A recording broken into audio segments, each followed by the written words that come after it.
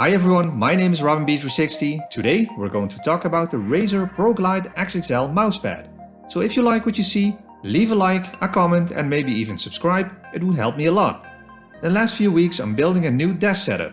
I'm loving it so far, but there was one thing that was missing: a proper mousepad. Without it, I felt I was missing some support during typing and noticed some mild sweat on the desk, which may damage the new desk in the long run. Also, using the mouse was okay, but it was just not the same when using a mousepad like at work, for example.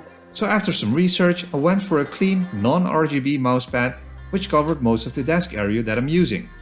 I just wanted a large mousepad that is supportive, has a clean and minimalistic look with no cables, like for RGB lighting, and would fit the aesthetic of the new desk setup perfectly.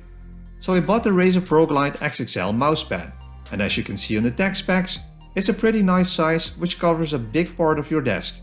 The Razer ProGlide XXL is made out of high-density rubber foam, which feels soft and perfect when using for extended time. Also, the bottom is an anti-slip base, so it doesn't slide away when using it. You can also easily roll it up, clean or wash it, as it can take some splashes of water.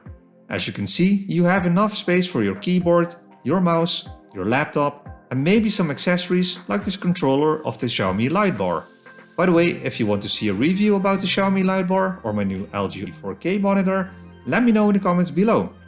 Moving on, you also have enough room to use your mouse properly, which can be handy, for example, when gaming. I've used the Razer ProGlide XXL for some time now and I'm pretty happy about it.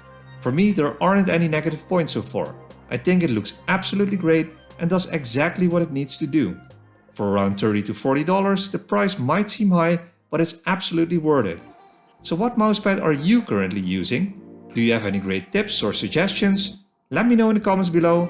Don't forget to like and subscribe, and I will see you on the next video.